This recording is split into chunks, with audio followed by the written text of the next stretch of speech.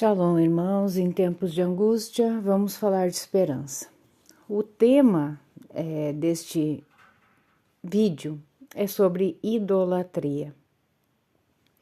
E se alguém vier já querer julgar que eu estou com intolerância religiosa, eu convido para que busque outros vídeos, né?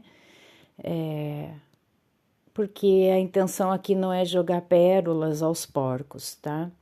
A intenção é fazer com que quem esteja no engano da idolatria possa ser desperto deste engano e que a luz do evangelho verdadeiro venha brilhar sobre essas pessoas. Esse é o desejo do meu coração. Bom, aí nós vemos nesse vídeo, provavelmente a gravação de um clipe de música, né, onde eles estão idolatrando, né, a chamada mariolatria, né, que é a adoração a Maria. Eu quero colocar um comentário que eu retirei de um canal do Telegram para vocês verem que justamente ele comentou a respeito deste vídeo. Bom, ele colocou, não se trata de adoração, e sim de veneração, em letras maiúsculas. O verdadeiro católico sabe diferenciar. Sabemos, inclusive, que o único caminho para a salvação é através de Jesus Cristo. Aos santos apenas pedimos intercessão. Bom, então vamos analisar as palavras desta pessoa aqui, que eu preservei a imagem dele ainda, né? Só coloquei as palavras. O católico, ele quer justificar a idolatria colocando um outro nome, veneração. Eles dizem que eles idolatram somente a Deus, o Todo-Poderoso, e eles veneram aos santos, né? Então, a veneração eles distinguem da adoração, né? Com relação a dizer que eles veneram somente os santos. Bom, depois nós vamos entrar na Bíblia Católica e eu vou mostrar exatamente que na Bíblia Católica que eles têm o mandamento de não adorar imagens de escultura, né? Bom, aqui ele disse assim, sabemos inclusive que o único caminho para a salvação é através de Jesus Cristo. Ok. Aos santos apenas pedimos intercessão. Bom, aí já caiu, já desmoronou por né, ter falado essas palavras sem entendimento. Por falta de conhecimento, o meu povo perece. Primeiramente, todo aquele que crê, né, que a palavra chama de justo, tá? Santo, são todos aqueles que se santificam, né? Não é como esses santos com aquela areola na cabeça, não. Santo é todo aquele que busca a santificação, né? Inclusive, o Todo-Poderoso diz, sede santos como eu sou santo. Então, todos aqueles que estão no processo de santificação, podemos chamar de santos, aqueles que se separam do pecado. Bom, enquanto estamos vivos, né, somos seres aí nesta busca, né, por um aperfeiçoamento espiritual, uma busca por um crescimento espiritual. Quando morremos, né, em Cristo, nós aguardamos, né, pelo último dia da ressurreição em que Cristo irá buscar aqueles que foram mortos, né, que morreram nele. E nesse período da nossa morte, né, todos morreram, todos, o único que ressuscitou, e isso está na palavra, foi Yahushua, né, Jesus Cristo, o único que ressuscitou. Eu já comentei em outros vídeos, tiveram vários casos de pessoas que foram ressuscitadas, né? Por exemplo, o filho daquela viúva, teve Lázaro, teve aqueles que ressuscitaram também juntamente com Yahushua. Qual a diferença, irmãos? Eles podem ter ressuscitado, mas em algum momento das suas vidas eles morreram, tá? Então, eles estão mortos aguardando a ressurreição do último dia. Então, o único que ressuscitou e subiu aos céus, está sentado à direita de Deus Pai Todo-Poderoso, e há de vir julgar os vivos e os mortos, é Yahushua, certo? Então, se esses santos, né, que eles chamam de santos aí na Igreja Católica, eles morreram, eles estão mortos, eles não têm ação nenhuma, eles estão no sono da morte. E o único mediador entre Deus e os homens é Yahushua. Não existe outro mediador, não existe outro intercessor, tá? A palavra diz que a Ruach HaKodesh, o Espírito Santo, intercede por nós com gemidos inexprimíveis, mas o único mediador, né, que faz esse intercâmbio, né, entre nós e o Pai é Yahushua, tá? Então ele está completamente equivocado aqui. Eu espero, bem do fundo do meu coração, que muitos católicos estejam vendo este vídeo e tentem compreender. Eu não tenho religião, eu não sou evangélica, eu não sou protestante, eu não sou nada, não sou católica, não sou espírita, não sou nada. Eu sou alguém que busca, através da palavra verdadeira, né, ao Todo-Poderoso, tá? Então, eu não tenho rótulo de religião alguma aqui para estar erguendo bandeira, certo? Eu só estou aqui como alguém que deseja, né, que essas pessoas sejam despertas deste engano que adentrou, infelizmente, através dos antepassados, né, de pai para filho, adentrou esse engano de estar cultuando essas imagens de escultura, certo? Bom, no livro, eu não vou abrir, mas vou ler para vocês, eu já fiz uma leitura, inclusive, nos vídeos, não me lembro se é o anterior, o 2, 3 para trás, eu não lembro qual que eu falei, sobre o livro de Sabedoria de Salomão, no capítulo 14, diz assim o título: Origem do culto aos ídolos. Haverá uma visita até para os ídolos das nações, porque na criação de Deus eles se tornaram uma abominação, um escândalo para as almas dos homens e uma armadilha para os pés dos insensatos. Tá? Então, os ídolos são armadilhas para os pés dos insensatos. Agora, presta atenção no verso 12. A ideia de fazer ídolos foi a origem da fornicação. Sua descoberta corrompeu a vida, porque nem existiam desde o princípio e nem existirão eternamente. É por uma ilusão humana que elas entraram no mundo. Por isso, um rápido fim lhes foi decretado. Um pai, desconsolado por um luto prematuro, manda fazer uma imagem de seu filho tão cedo arrebatado, e honra agora como Deus o que antes era um homem morto, e para seus súditos institui mistérios e ritos. Depois, com o tempo, o costume ímpio fortificou-se, foi observado como lei e sob as ordens dos soberanos. As imagens esculpidas receberam culto. Como os homens, vivendo longe, não podiam honrá-los em pessoa, representaram sua longínqua figura, fazendo uma imagem visível do rei que honravam, para assim, mediante esse zelo, adular o ausente como presente.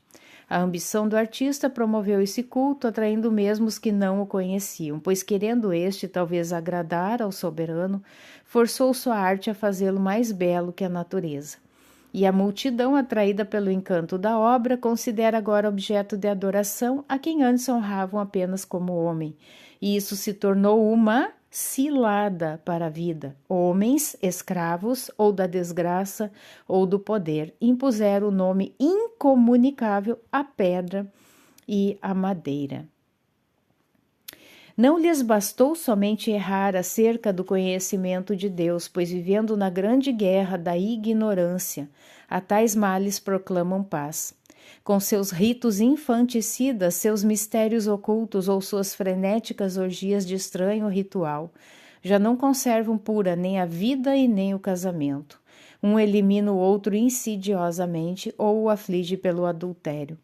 Por toda parte, sem distinção, sangue, crime, roubo e fraude, corrupção, deslealdade, revolta, perjúrio, perseguição dos bons, esquecimento da gratidão, impureza das almas, inversão sexual, desordens no casamento, adultério e despudor.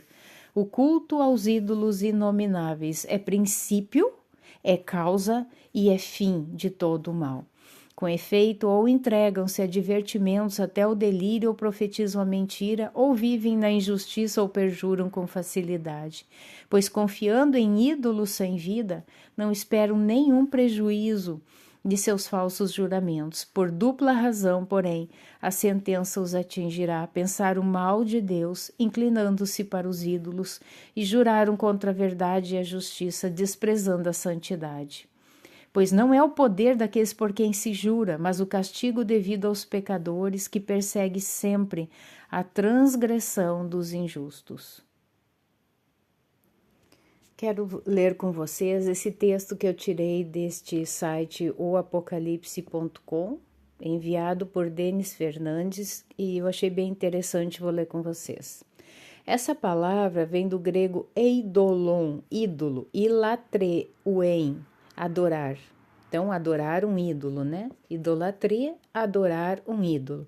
Esse termo refere-se à adoração ou veneração aos ídolos ou imagens, quando usado em seu sentido primário.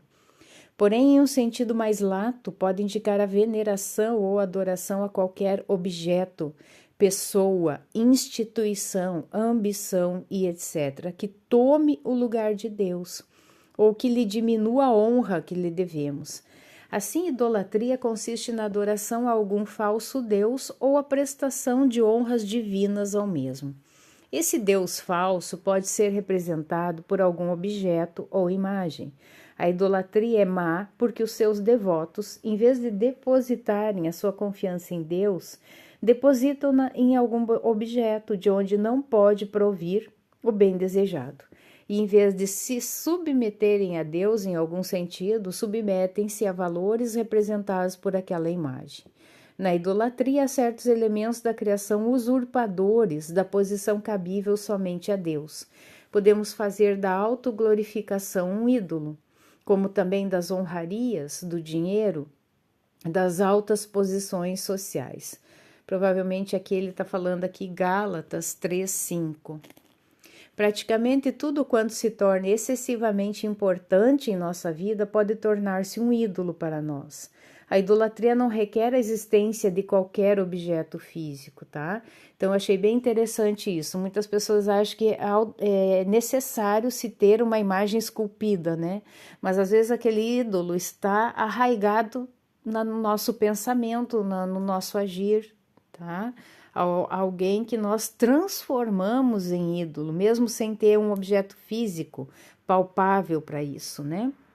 A idolatria, então, não requer a existência de qualquer objeto físico. Se alguém adora um Deus falso, sem transformar esse Deus em alguma imagem, ainda assim é culpado de idolatria, porque fez de um conceito uma falsa divindade. Nesse caso, a diferença entre ídolo e imagem.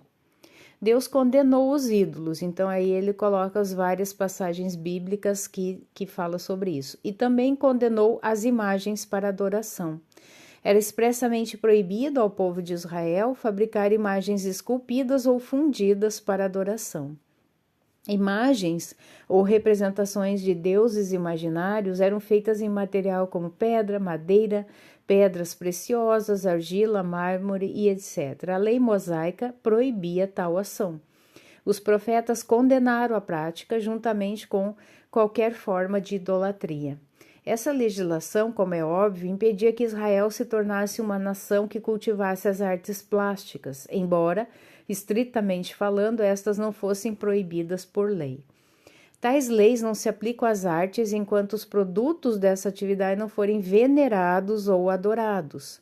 Ainda sobre a imagem, há de se entender que em Êxodo 25, 18 ao 22, 37, do 7 ao 9, Deus ordenou que se fizesse como ornamento e representação algumas figuras, mas não para adoração ou culto, e nem para olhar para elas e homenagear ou admirar seus feitos poderosos.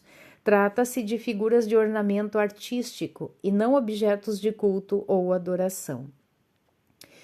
Sobre a serpente de bronze, né, no hebraico Nahash,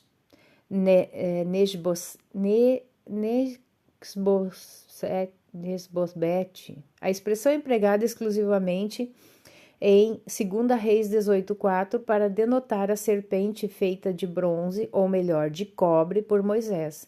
O motivo para a fabricação da serpente de bronze foi um incidente no qual os israelitas se queixaram diante de Moisés do tratamento imposto por Deus. O povo de Israel, evidentemente, sem se importar muito diante das suas anteriores tragédias, queixou-se de que estavam recebendo uma alimentação inadequada. E Deus os castigou com as serpentes venenosas, que já haviam matado a muitos israelitas. Quando o povo se arrependeu, Deus ordenou a Moisés fazer uma serpente de bronze. Na verdade, se tem um entendimento, né? Nahash seria ali como não uma serpente mesmo, né? Mas essa palavra ela remete aos serafins, tá?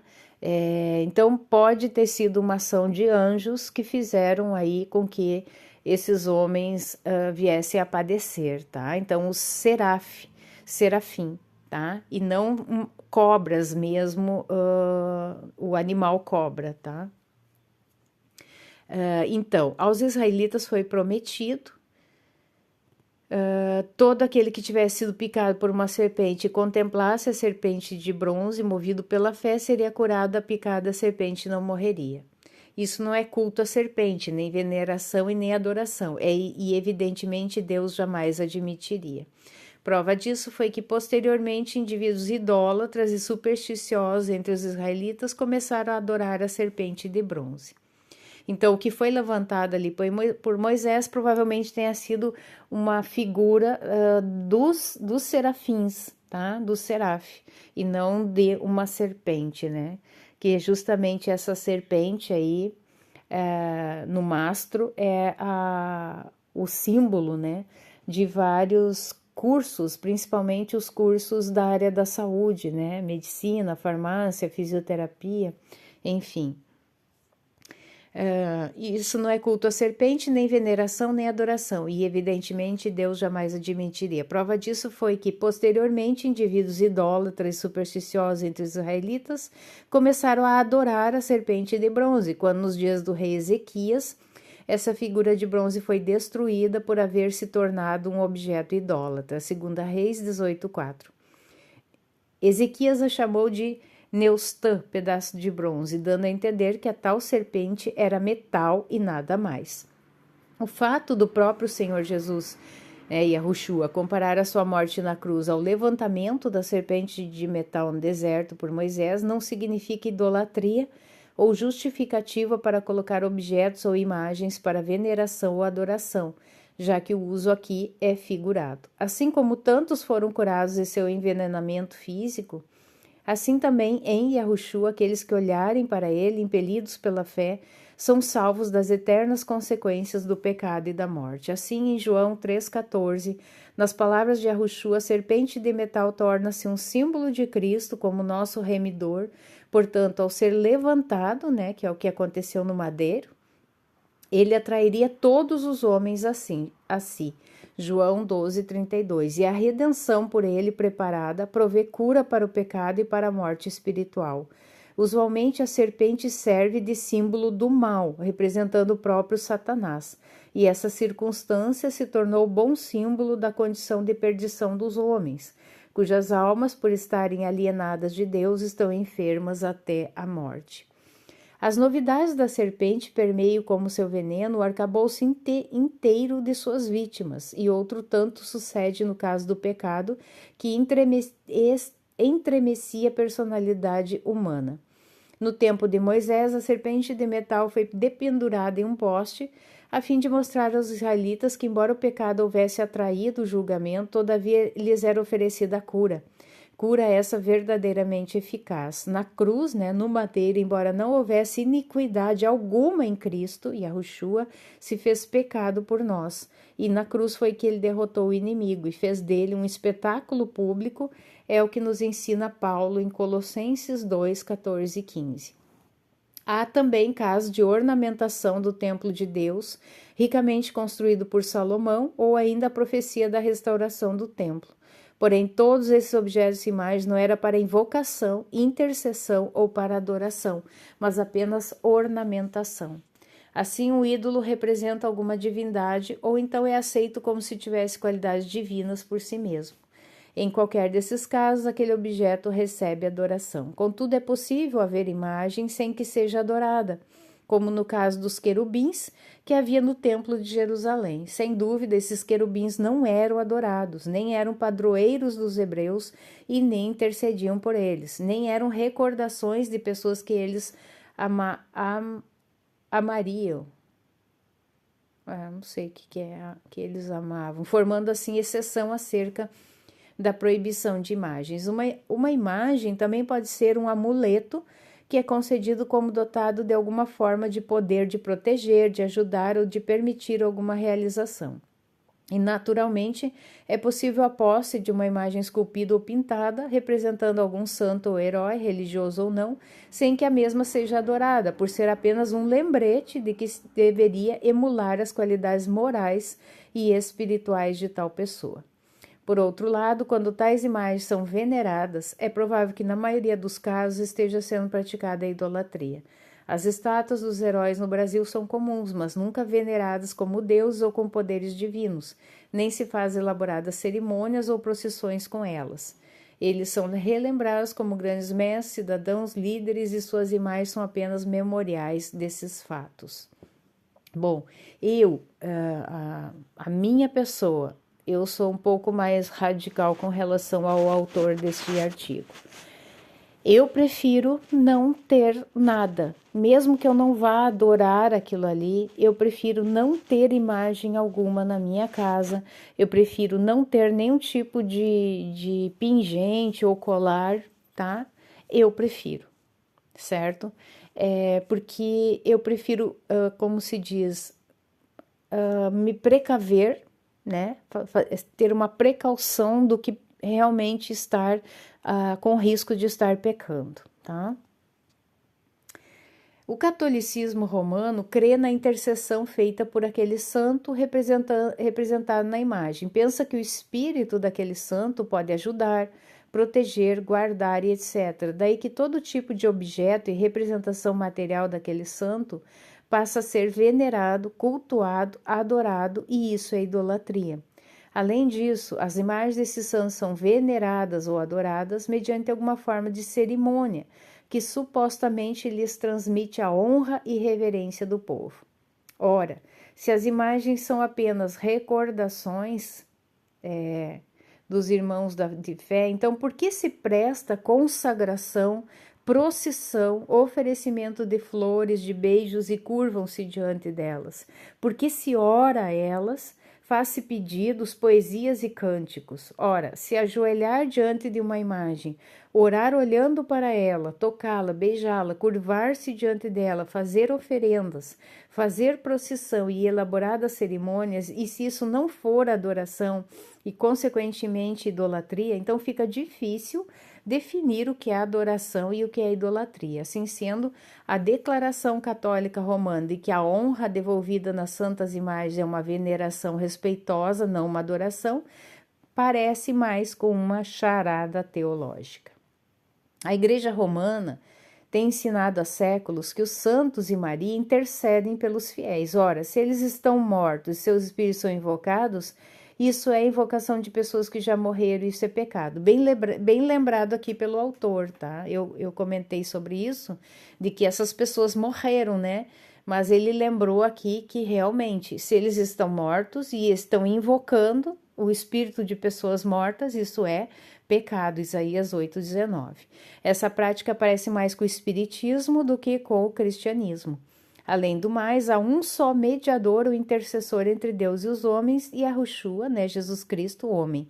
1 Timóteo 2,5.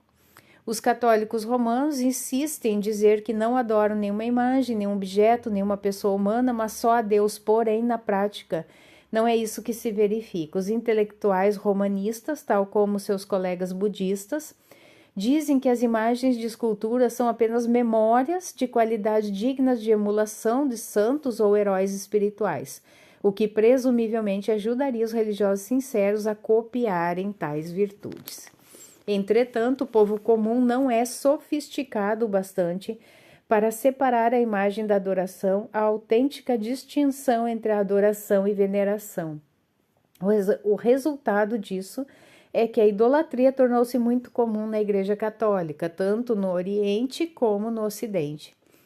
Para a teologia católica, a imagem seria apenas um memorial de alguma verdade ou pessoa espiritual, e a veneração assim prestada seria dirigida àquela verdade ou pessoa, e não à imagem propriamente dita. Entretanto, popularmente, as pessoas realmente veneram as próprias imagens, e a cuidadosa distinção entre adoração e veneração é forçada ao máximo, para dizermos o mínimo. Na verdade, a veneração de imagens nas igrejas do Ocidente e do Oriente, que foi tão vigorosa e corretamente repelida pela Reforma Protestante, é precisamente aquilo que os judeus e os islamitas dizem, é idolatria. Esse é um dos maiores escândalos da cristandade. Teólogos católicos romanos têm chegado ao extremo de afirmar que os objetos materiais assemelham-se a entidades dotadas de espírito, capazes de atuar como pontes de ligação entre o que é material e o que é espiritual. Assim, não se trata apenas da imagem em si, mas o que está por detrás delas. Se os que morreram não podem interceder pelos que estão vivos e nem voltar à terra, conforme Lucas 16, 19 e 31, 1 Timóteo 2,5 e Hebreus 9, 27, como fica a situação dos romanistas, que pede ajuda, proteção e mediação aos santos e a Maria? Não estariam eles invocando espíritos? Se os mortos em Cristo estão com Cristo e os que morreram em pecado estão no Hades, quem pode responder essas invocações e orações? Não seriam os espíritos deste mundo, conforme nos escreve o apóstolo Paulo em 1 Coríntios 8, 4, 6 e 1 Coríntios 10, 14 e 24? É inevitável a proporção do crescimento espiritual dos homens, oração e estudo da palavra de Deus, que sua abordagem, a pessoa de Deus, torna-se cada vez mais mística e cada vez menos materialista. Os ritos vão perdendo mais e mais a sua importância e as imagens terminam por ser abertamente rejeitadas. E quando se obtém o contato direto com o Espírito Santo de Deus, de tal modo que se estabelece uma comunhão viva entre o Espírito de Deus e o Espírito humano, então os homens não mais sentem qualquer necessidade de agência intermediária, mesmo não tendo acontecido isso no caso dos católicos romanos e outros após tantos séculos de existência da Igreja Romana. Somente demonstra o fato de que os homens, a despeito de tantas vantagens, não têm progredido muito em sua espiritualidade. Assim, por trás do ensinamento romanista de que a honra devolvida nas santas imagens é uma veneração respeitosa, está a intenção de se ver protegido, guardado, ou que o santo representado na imagem venha interceder pelo pedinte, e isso é pecado de idolatria e de feitiçaria, pois o espírito do morto não deve ser invocado pelos vivos. 1 Timóteo 2,5, Isaías 8,19. Filhinhos, guardai-vos dos ídolos. Amém. 1 João 5, 28. Bom, com relação a isso que ele falou, né, que o fato das pessoas continuarem idolatrando é porque elas não têm buscado este contato espiritual, esse crescimento espiritual, né? E isso vem com a leitura da palavra, né? A gente se alimenta da palavra e isso nos eleva espiritualmente. Então, elas se tornam o quê? Pessoas que são dependentes de supostas autoridades espirituais que os alimentam. Só que tipo de alimento que está sendo dado a essas pessoas, né? Então, é esse o questionamento que fica. Por exemplo, a Igreja Católica não se usa a Bíblia nas missas, não se usa, tá? O que é dado aos fiéis? Um folheto, que é o folheto da liturgia da semana ou do domingo, e ali, né, vem todo o cronograma de leitura, as preces, a fala do padre e etc. É baseado neste folheto que é dirigido às missas, tá? Então, não há estudo da palavra, as pessoas não estão com as suas Bíblias em mão, tá?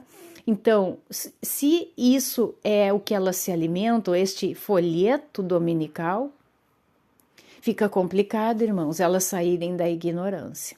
Nós vamos continuar com esse assunto sobre idolatria num próximo vídeo. Shalom.